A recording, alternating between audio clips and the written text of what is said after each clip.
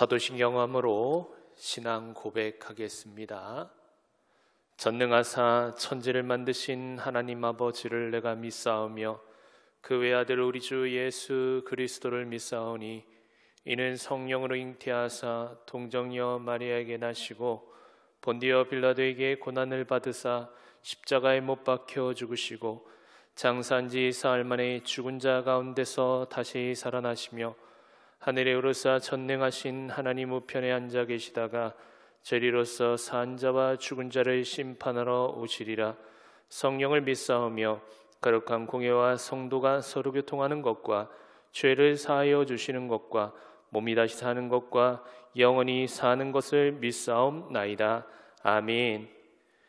우리 성탄 찬송 106장 같이 찬양하겠습니다.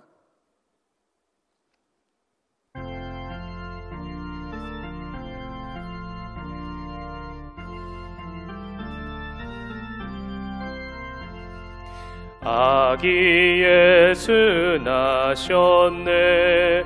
피리 불고 소고치며 주를 찬양하여라. 아기 예수 나셨네. 예언자가 말했네. 그 주 예수 나신다고 세세토록 영원히. 아기 예수 찬양해. 아기 예수 나셨네. 피리 불고 소고치며 주를 찬양하여라. 아기 예수 나셨네. 아기 예수 나셨네. 피리 불고 소고치며 주를 찬양하여라. 아기 예수 나셨네. 사랑스런 예수님 완전하고 순전한 주 흠이 없고 순결한 자비로운 구세주. 아기 예수 나셨네. 피리 불고 소고치며 주를 찬양하여라. 아기 예수 나셨네. 아기 예수 나셨네. 피리 불고 소고치며 주를 찬양하여라. 아기 예수 나셨네. 만왕의 왕 예수님 이 세상에 오시었네. 아기 예수 우리 주 하늘 평화 주시네. 아기 예수 나셨네. 피리 불고 소고치며 주를 찬양하여라. 아기 예수 나셨네. 아멘. 오늘 하나님이 주신 말씀은 요한일서 5장 1절로부터 4절까지 말씀만 보도록 하겠습니다. 요한일서 5장 1절부터 4절까지 말씀 제가 봉독합니다. 예수께서 그리스도이심을 믿는 자마다 하나님께로부터 난 자니 또한 낳으신 이를 사랑하는 자마다 그에게서 난 자를 사랑하느니라. 우리가 하나님을 사랑하고 그의 계명들을 지킬 때에 이로써 우리가 하나님의 자녀를 사랑하는 줄을 아느니라. 하나님을 사랑하는 것은 이것이니 우리가 그의 계명들을 지키는 것이라. 그의 계명들은 무거운 것이 아니로다. 무릇 하나님께로부터 난 자마다 세상을 이기느니라. 세상을 이기는 승리는 이것이니 우리의 믿음이니라. 아멘. 제가 설교를 위해 잠시 기도하겠습니다. 살아서 역사하시는 주님, 우리가 코로나 가운데 계속해서 이렇게 예배를 드립니다. 우리의 신앙이 흐트러지지 않도록 붙잡아 주시옵시고, 이 시간 말씀을 들을 때 다른 생각이 아닌 오직 예수님만을 깊이 생각하는 시간을 통하여 예수님과 만남이 이루어지는 이 예배의 시간으로 이끌어 주시옵소서. 주의 성령께서 한 사람 한 사람에게 주의 영을 충만하게 내려주시사 오늘 말씀이 잘 이해되게 하시고 말씀대로 살아갈 수 있는 큰 힘과 용기 또한 허락하여 주시옵소서. 그렇게 함께 하실 주님을 기대하며 예수 그리스도의 이름으로 간절히 기도드리옵나이다. 아멘. 우리 같이 인사하겠습니다. 성탄을 기쁨으로 기다립시다.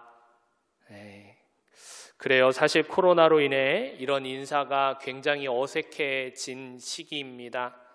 예전 같으면 성탄의 기쁨을 함께 마음껏 나누겠지만 요즘 상황이 그럴 수 없는 상황이라 많은 사람들이 성탄의 기쁨보다는 두려움과 또 불안으로 그렇게 하루하루를 지내는 것 같습니다.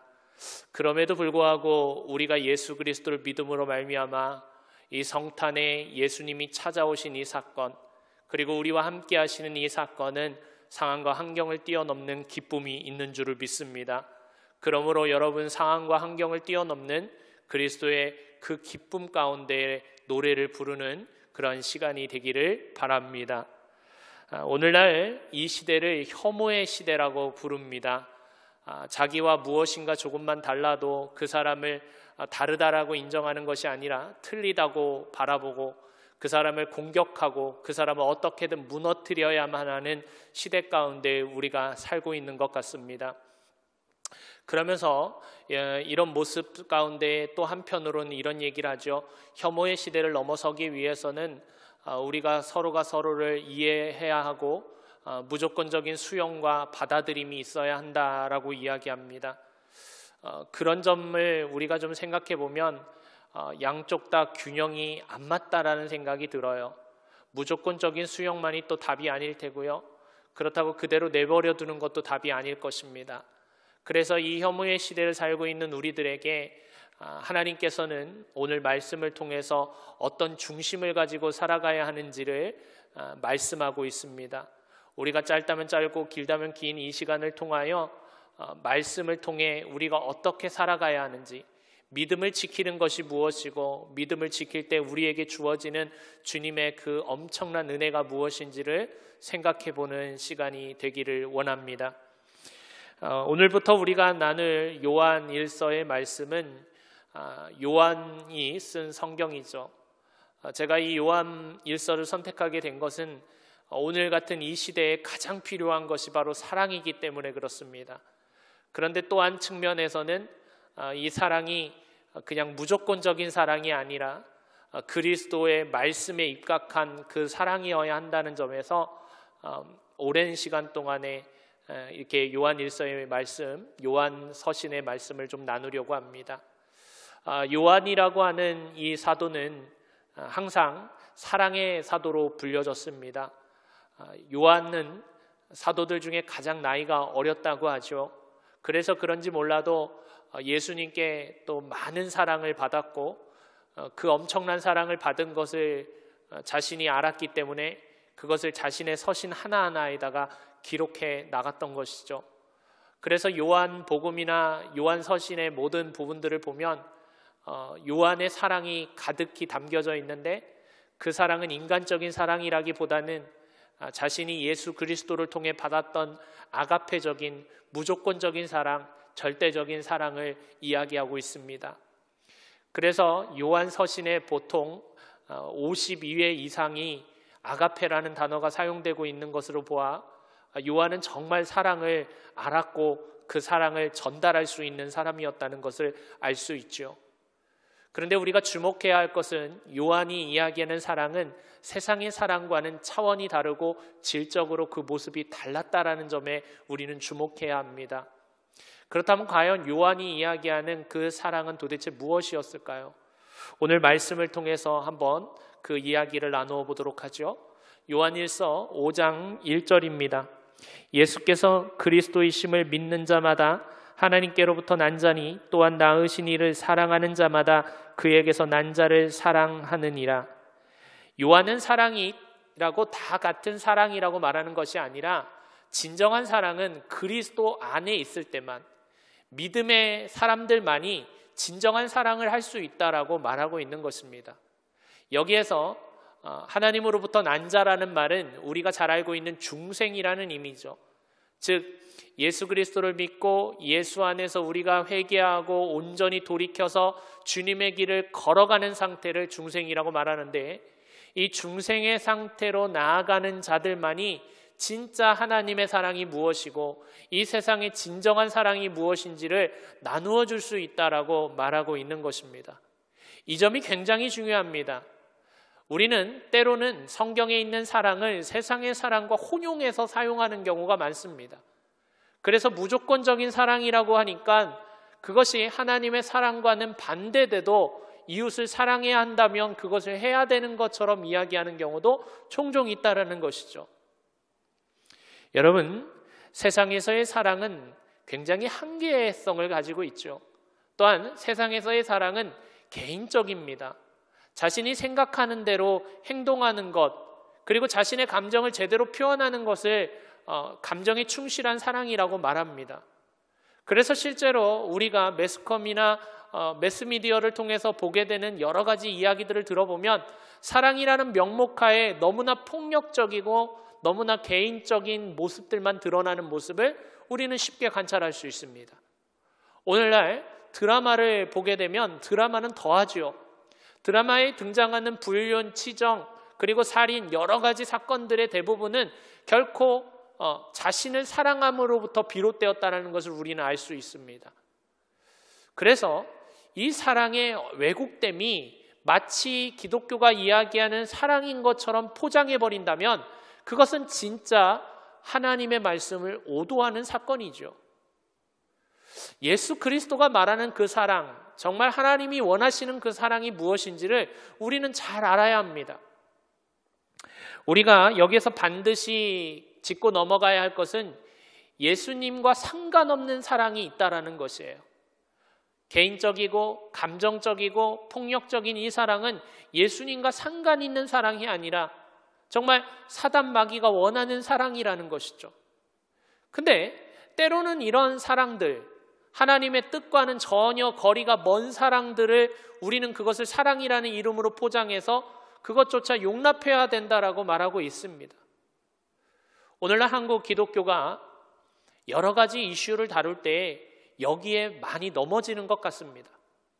낙태, 동성애법, 이런 법안들에 대한 이야기를 나눌 때 정말 중요한 것은 하나님이 무엇을 말씀하고 계시느냐 하는 것을 들어야 하는데, 이 사회적인 문화의 배경 속에서 또 그리고 인간적인 관계 속에서 이것을 자꾸 이해하다 보니까 하나님의 말씀은 자꾸 뒤처지고 자꾸 잘못된 사랑으로 가는 것은 아닐까 생각이 듭니다. 동성애에 대해서는 시간이 된다면 다음에 다루도록 하고요. 낙태에 대한 이야기를 좀 해보려고 해요. 요즘 한국 기독교에서 가장 이슈화가 되고 있고, 그래서 기독교인들은 어떤 입장에 서야 하는지를 이야기하는 부분 중에 가장 많은 단어가 뜨는 것이 바로 낙태라는 부분입니다. 여러분은 어떻게 생각하십니까? 낙태를 하나님의 관점으로, 하나님의 눈으로 어떻게 바라봐야 할까요? 사실 완전한 답을 찾기란 쉽지 않다고 말합니다. 그러나 우리가 조금 깊게 성경을 들여다보면 하나님이 이 낙태를 어떠한 관점으로 바라보고 있는지를 금방 알 수 있는 본문들이 곳곳에 드러납니다. 그 중에 하나의 말씀을 보도록 합니다.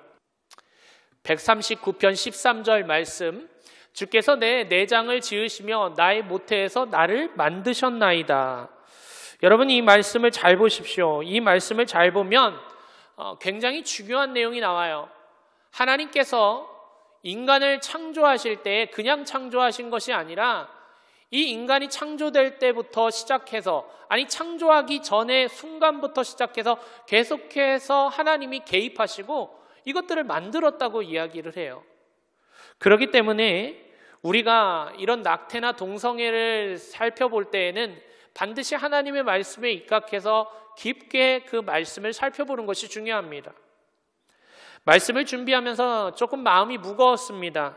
왜냐하면 이제 2일후면 성탄절이 우리에게 찾아옵니다. 그런데 이 성탄절이 찾아오는 이 상황 속에서 조금은 불편한 말씀을 전해야 하는 저의 입장에서는 조금 마음이 힘들었어요. 그럼에도 불구하고 이 말씀을 준비했던 이유는 성탄절에 진정으로 주님이 기뻐하는 일을 하기 위해서는 우리가 정리하고 우리가 온전히 서야 할 것이 분명히 있다는 생각 때문이었습니다. 오늘 말씀의 구조를 보면 무엇은 무엇이다 라는 식으로 구조가 되어져 있습니다. 아주 명확합니다. 예를 들면 하나님을 사랑한다면 하나님의 계명을 지켜야 된다 이렇게 돼 있고요. 하나님을 믿는 사람들은 하나님을 사랑한다 이런 식으로 그렇게 정확하게 구분되어져 있습니다. 하나님께서 우리를 사랑하심으로 말미암아 그의 아들 독생자 예수를 보내시고 우리를 위해 죽기까지 사랑하시사 그 모든 대속의 제물로 자신을 내어드린 것은 단순하게 사랑하기 때문만이 아닙니다. 사랑함으로 말미암아 하나님의 말씀을 온전히 이루어 갔던 하나님의 아들의 모습이었다라는 것이죠. 이 부분을 우리는 놓쳐서는 안 됩니다. 사랑하면 죄를 포함해서 모든 것을 다 용납해야 한다라는 것은 아니라는 얘기죠.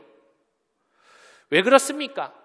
하나님께서 우리에게 베푸신 그 사랑은 그냥 단순한 사랑이 아니라 그 사랑의 대가로 지불한, 그 죄에 대한 대가로 지불한 그 사랑이었기 때문에 그렇습니다. 로마서 6장 23절은 이렇게 얘기합니다. 죄의 싹은 사망이요 하나님의 은사는 그리스도 예수 우리 주 안에 있는 영생이니라. 하나님의 입장에서 보면 죄의 대가가 있었다라는 거예요. 그 죄의 대가가 무엇입니까?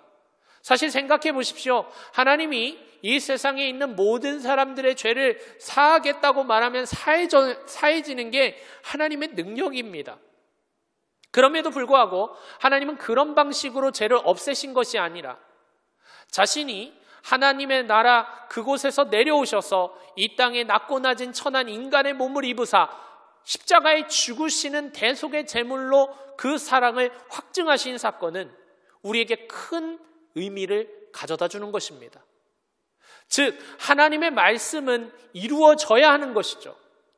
그래서 하나님이 말씀하신 것들을 온전히 이루기 위해서라도 하나님께서의 말씀을 번복하지 않기 위해서라도 그 말씀을 확증하기 위해서 결국 십자가에 죽으셔야만 했던 것입니다. 이를 통해 우리의 입장에서 보면 구원이라는 것은 선물이고 공짜입니다. 그러나 하나님과 예수님의 입장에서 보면 엄청난 대가를 지불해서 우리에게 준 것입니다. 그리고 하나님의 아들 예수 그리스도는 끊임없이 우리에게 말합니다. 내가 너희와 함께 할 것이고 너희들이 죄 가운데 거하지 아니하며 주님의 선한 길 가운데 나아갈 것이라고 말이죠. 이 말은 그냥 단순하게 한 것이 아니라 이제는 죄를 완전히 없애주시고 다시 시작하자는 거예요. 그래서 너희들은 이제 죄 가운데 하나님의 말씀과 빗나가는 삶으로 계속 살아가지 않기를 원한다라는 하나님의 간절한 심정이 숨겨져 있는 것이죠. 그렇기 때문에 사랑이라는 이름하에 하나님의 말씀을 등한시하는 것은 굉장히 잘못된 일입니다. 하나님이 기뻐하지 않는 일이에요. 성경을 보면 우리의 믿음이 그리스도의 장성한 분량까지 성장한다는 에베소의 말씀이 나옵니다. 이 그리스도의 장성한 분량까지 우리의 믿음이 성장한다는 것이 도대체 뭘까요? 누군가가 어른이 되었다라는 것은요, 그 부모님, 그 어른이 되기까지 키워주시고 지금까지 낳아주시고 길러주신 그 어머님의 아버님의 마음을 어느 정도 이해하고 살아가게 되었다라는 것을 말합니다. 이것을 우리는 성숙이라고 말합니다. 그러니까 그리스도의 장성한 분량으로 성장한다는 것은 성숙을 의미해요. 근데 그 성숙이 이루어지면 나타나는 현상이 뭔지 아십니까? 부모들이 자녀들 보고 철들었다고 할 때가 언제입니까? 부모의 마음을 조금이라도 이해해주고 부모님이 싫어하는 것, 기뻐하는 것이 무엇인지 알고 그 일을 행할 때에 철들었다고 말하는 것이죠. 우리의 신앙도 마찬가지입니다. 우리가 그리스도의 장성한 분량으로 성장한다는 것은 하나님이 싫어하는 것, 하나님이 싫어하는 그것을 함께 싫어하고 하나님이 기뻐하는 그것을 함께 기뻐하게 되는 것이죠. 그게 진짜 신앙이 성장한 것이에요. 하나님이 싫어하는 것, 그것을 우리가 기뻐한다면 그건 잘못된 것이죠. 하나님이 기뻐하는 것을 우리가 싫어한다면 그것 또한 잘못된 것입니다. 요한일서 5장 2절에서 그러므로 자연스럽게 나타나는 현상을 이렇게 얘기합니다. 우리가 하나님을 사랑하고 그의 계명들을 지킬 때 이로써 우리가 하나님의 자녀를 사랑하는 줄을 아느니라. 우리가 하나님을 사랑한다면 어떻게 한다고 되어 있냐면 그의 계명을 지킨다 이렇게 얘기합니다. 그의 계명이 뭘까요? 하나님을 사랑하고 이웃을 사랑하는 절대적 계명을 말합니다. 근데 여기서 우리가 절대로 오해해서는 안 되는 것이 있어요. 이것이 두 가지가 연결성을 가지고 있고 유기적 관계를 갖고 있습니다. 그런데 순서는 바뀌어서는 안 됩니다. 하나님을 사랑하는 것이 먼저 앞서야 된다는 것은 놓치지 말아야 한다는 것이에요. 마가복음 12장 29절부터 30절에는 이런 말씀이 나옵니다. 예수께서 대답하시되 첫째는 이것이니 이스라엘아 들으라. 주 곧 우리 하나님은 유일하신 주시라. 내 마음을 다하고 목숨을 다하고 뜻을 다하고 힘을 다하여 주 너희 하나님을 사랑하라 하신 것이요. 여러분, 유대인들은 계명을 이야기할 때 그 계명이 가장 먼저 나오는 것은 중요성을 가지고 있다는 것을 의미합니다. 그렇기 때문에 첫째 되는 계명이라고 말할 때에는 이 계명이 가장 중요하다는 의미가 될 것입니다. 그러니까 이 말씀의 깊은 의미를 생각해 보면 하나님을 사랑하는 것이 그 무엇보다 먼저이며 그 다음 하나님의 계명을 따라 마음과 뜻과 정성을 다해 주를 섬기는 것이 그 다음이다라는 얘기입니다. 마가복음 12장 31절은 또 이렇게 얘기합니다. 둘째는 이것이니 내 이웃을 내 자신과 같이 사랑하라 하신 것이라. 이보다 더 큰 계명이 없느니라. 정확히 마가는 듀테로스라는 단어를 사용해서 이 두 번째라는 말을 사용합니다. 첫 번째는 하나님을 뜨겁게 사랑하는 것이요, 두 번째는 이웃을 사랑하는 것이다 이렇게 말합니다. 이 말은 하나님의 사랑이 전제되지 않는 이웃 사랑은 있을 수 없다는 얘기입니다. 하나님을 사랑하고 그 계명을 지키는 가운데 이웃 사랑도 있는 것이라는 겁니다. 굉장히 중요한 얘기예요. 최근에 교계에 떠오르는 이 단어들, 동성애와 낙태 이런 부분들을 여러분 접근해 갈 때에 하나님의 마음에 집중하셔야 돼요. 도대체 하나님은 이것에 대해 어떻게 말씀하고 계시느냐? 분명 여러분 이런 생각을 할 겁니다. 낙태에 대한 부분들을 이야기할 때 낙태는 대부분이 원해서 하는 경우보다 원치 않는 경우 행해집니다. 원치 않는 임신들이 있을 수 있죠. 예를 들면 성폭행을 당해서 생겨나는 아이, 또 그 외에도 여러 가지 작용들을 통해서 잘못해서 임신을 하는 경우들이 있다고 말합니다. 그런데 여러분, 이것은 우리의 관점이죠. 아까 전에 시편 139편에서도 나왔던 것처럼 하나님께서는 이미 그 아이가 뱃속에 있기 전부터 창조하고자 했던 목적을 가지고 그 안에 창조해 가시고 있었던 거예요. 내장을 만드시고 그 각 기관을 만드셨다는 거예요. 우리가 조금 더 깊게 생각해 볼까요? 왜 하나님께서 그 일을 행하셨는지 알 수 있는 것. 어떤 누군가는 이 말을 오해하지 말고 들으시기 바랍니다. 어떤 누군가는 정말 아이를 갖고 싶어 합니다.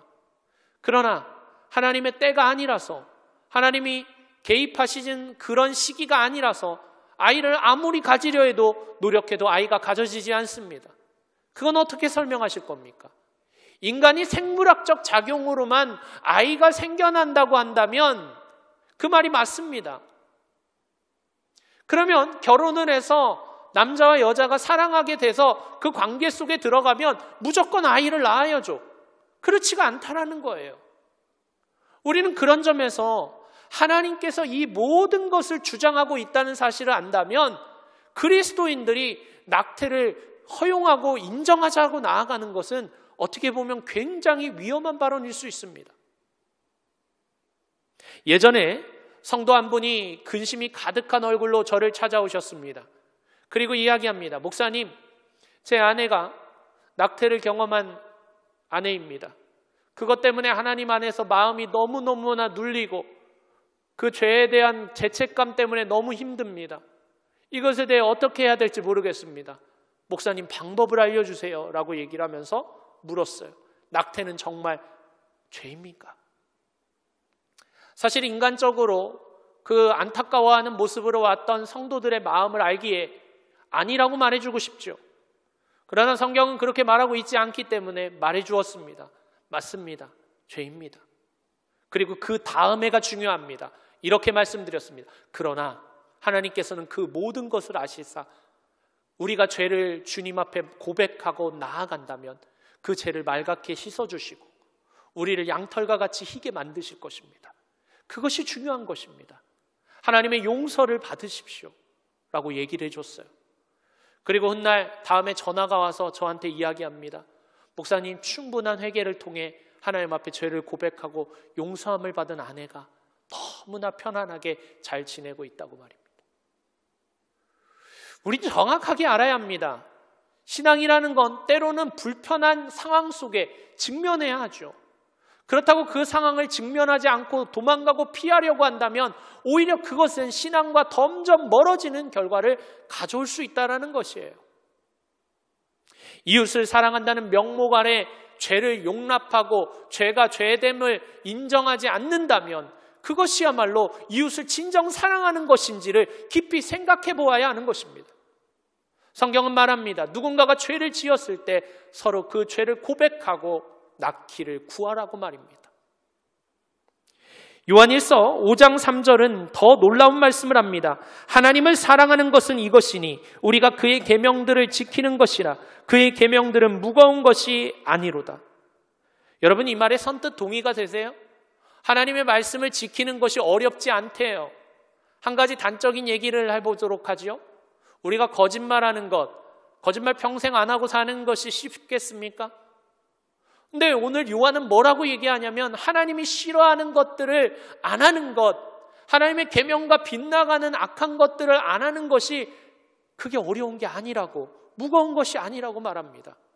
실제로 요한은 그렇게 살았다라는 것이 될 것입니다. 여러분, 이것은요, 요한이 죄를 아예 안 지었다라는 얘기가 아닙니다. 요한이 죄에 대해서 점점 싫어하고 미워하기 시작했다라는 것이에요. 사실 우리가 사는 세상 속에서 말씀대로 산다는 건 굉장히 어려운 일입니다. 말씀대로 살 때는 세상의 가치관과 충돌합니다. 어쩌면 세상의 법하고 충돌하는 경우도 생길 수 있습니다. 그럼에도 불구하고 우리가 하나님의 말씀을 붙잡고 하나님이 싫어하는 것들을 멀리할 수 있는 이유는 다른 이유가 아닙니다. 무엇일까요? 그건 하나님을 사랑하기 때문에 그렇습니다. 사랑하는 사람은 사랑하는 사람이 싫어하는 것들을 함께 싫어하고 하나님이 미워하는 것들을 함께 미워하는 것입니다. 오해하지 마십시오. 사람을 미워하라는 것이 아니라 그 죄를 미워하고 싫어해 줘야 한다는 거예요.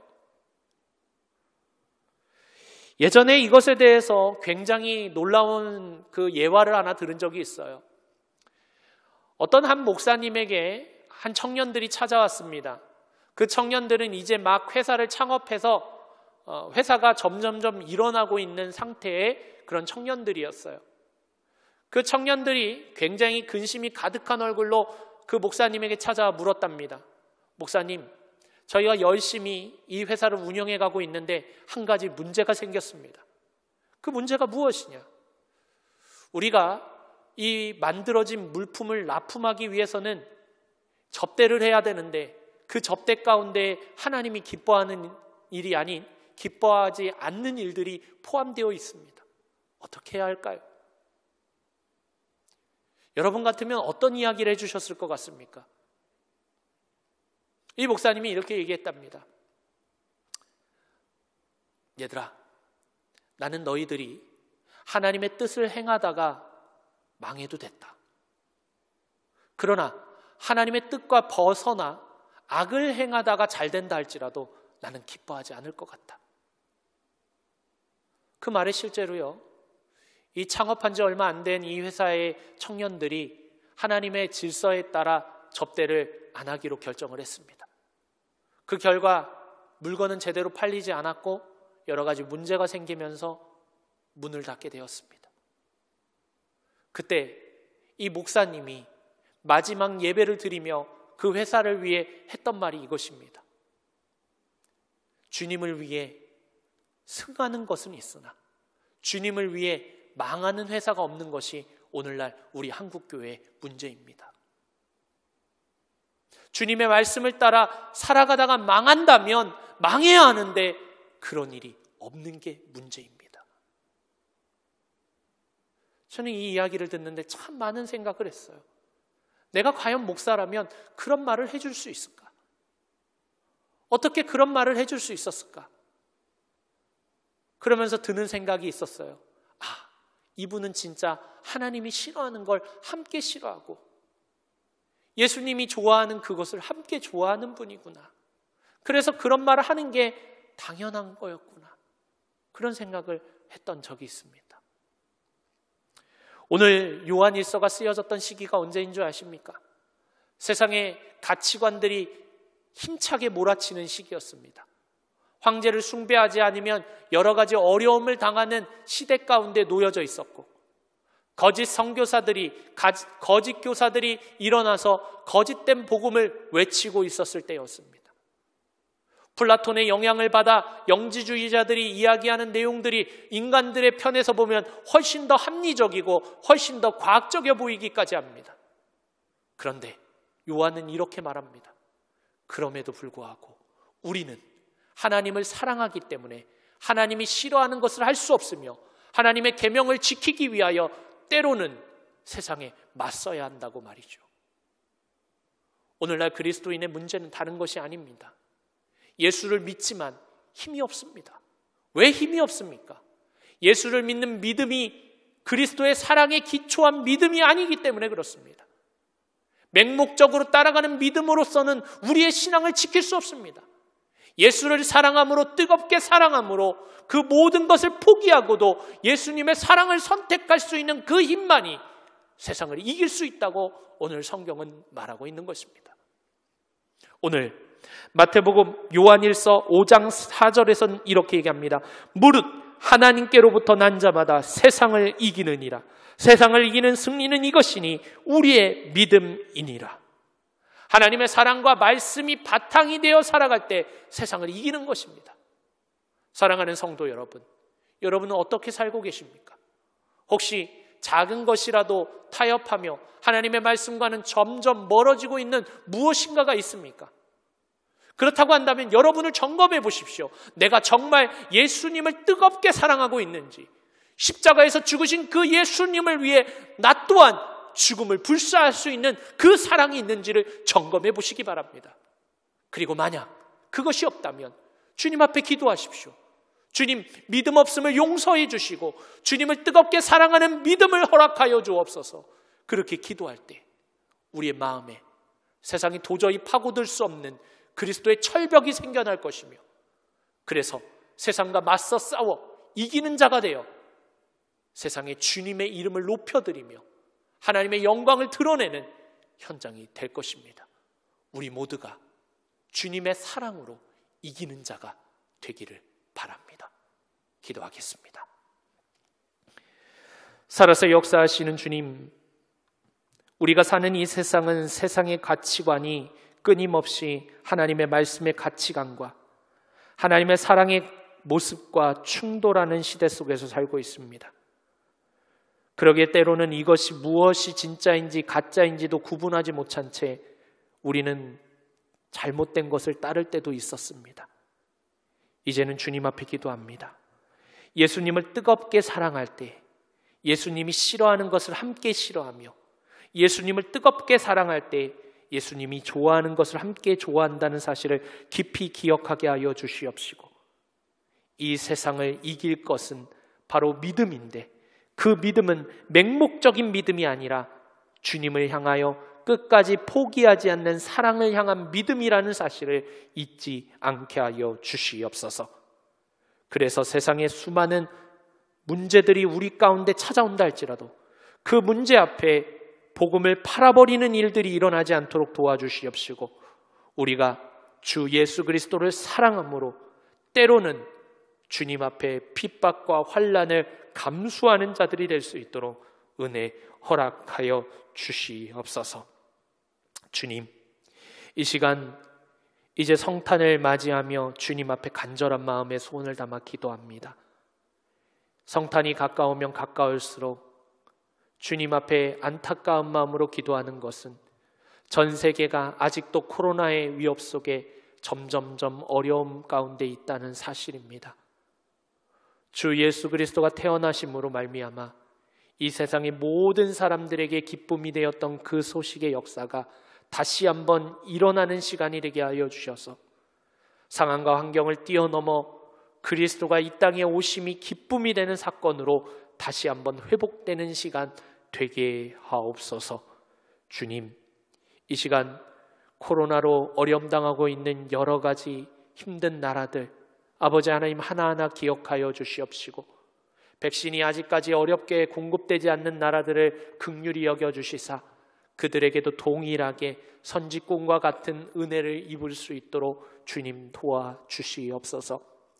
하루속히 코로나가 다 물러가게 하시고 정상화되어 주님 앞에 마음껏 예배하며 주님의 이름을 높여드릴 수 있는 시간이 될 수 있도록 도와주시고 이 시간이 헛된 시간이 아니라 주님과 일대의 깊은 관계를 더욱 공고히 하는 시간이라는 사실을 잊지 않게 하시사 주님 앞에 더 깊게 나아갈 수 있도록 은혜 허락하여 주시옵소서.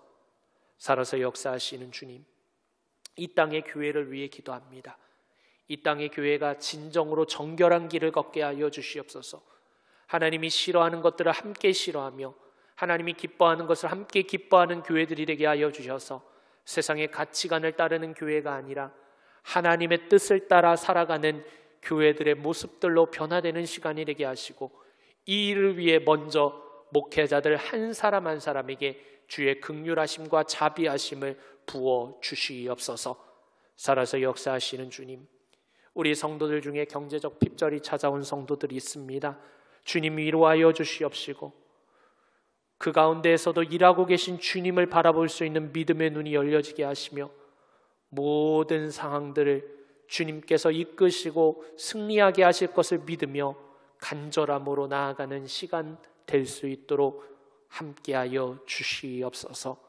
우리 성도들 중에 육신의 질병으로 어려움당하고 있는 성도들이 있다고 한다면 주께서 피 묻은 손으로 친히 안수하여 주셔서 회복시켜 주시고 예전보다 더 나은 모습으로 정말 진정으로 온전케 되는 모습으로 회복되는 시간 되게 하옵소서. 우리 성도들 이제 성탄의 기쁨을 어떠한 상황과 어떠한 환경 중에서도 맞이할 수 있도록 은혜 허락하여 주셔서 성탄의 기쁨을 노래하는 시간, 성탄을 기쁨으로 준비하는 시간이 되게 하시고 그 무엇보다 주님 앞에 가장 좋은 선물인 주님을 사랑함을 고백하는 이웃에게 복음을 전하는 시간이 될 수 있도록 은혜 허락하여 주시옵소서. 우리 성도들과 이 땅의 모든 민족들을 주님 기억하여 주시고 하나님의 긍휼하심을 따라 이 세상 가운데 진정한 회복의 역사가 임하게 하여 주시옵소서. 그렇게 함께 하실 주님을 기대하며 예수 그리스도의 이름으로 간절히 기도드리옵나이다. 아멘. 광고하겠습니다. 오늘 각 가정에서 예배하는 모든 성도들에게 주님의 은총이 가득하기를 바랍니다. 12월 27일까지 우리 모든 예배는 비대면 예배로 드리도록 하겠습니다. 12월 25일 성탄절 축하 예배는 비대면 예배로 오전 9시에 본당에서 생방송으로 진행되고요. 유튜브와 카카오 TV를 통해 예배하실 수 있습니다. 2021년도 달력이 나왔습니다. 여러분 언제든지 교회 사무실에 오셔서 받아가시길 바라고요. 매일 정오의 기도 5분 이상씩 나라와 민족과 코로나 종식을 위해 교회의 진정한 부흥과 성도의 회복과 영육의 강건함을 위해 기도해 주시기를 바랍니다. 우리 찬송가 하겠습니다. 우리 찬송가 20장 같이 찬양하고 주님이 가르쳐준 기도로 모든 예배를 마치도록 하겠습니다.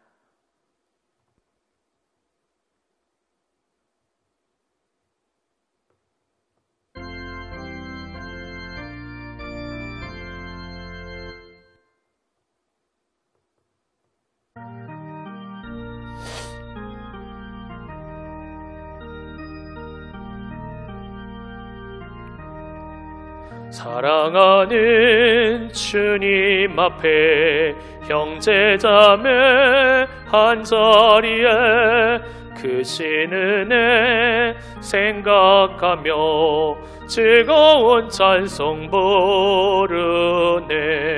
내 주 예수 오늘 받아 모든 사람 내 몸같이 환난 근심 위로하고 진심으로 사랑하세. 사랑하는 주님 앞에 온갖 충성 다 바쳐서 괴로우나 즐거우나 주님만 힘써 섬기네. 우리 주님 거룩한 손 제자들의 발을 씻어 남 섬기는 종의 도를 몸소 행해 보이셨네. 사랑하는 주님 예수 같은 주로 섬기나니 한 피 받아 한 몸 이룬 형제여 친구들이여 한 몸같이 친밀하고 마음으로 하나 되어 우리 주님 크신 뜻을 지성으로 준행하세. 주기도하겠습니다. 하늘에 계신 우리 아버지여, 이름이 거룩히 여김을 받으시오며 나라가 임하시오며 뜻이 하늘에서 이루어진 것 같이 땅에서도 이루어지이다. 오늘 우리에게 일용할 양식을 주시옵고 우리가 우리에게 죄 지은 자를 사하여 준 것 같이 우리 죄를 사하여 주시옵고 우리를 시험에 들게 하지 마시옵고 다만 악에서 구하시옵소서. 나라와 권세와 영광이 아버지께 영원히 있사옵나이다. 아멘.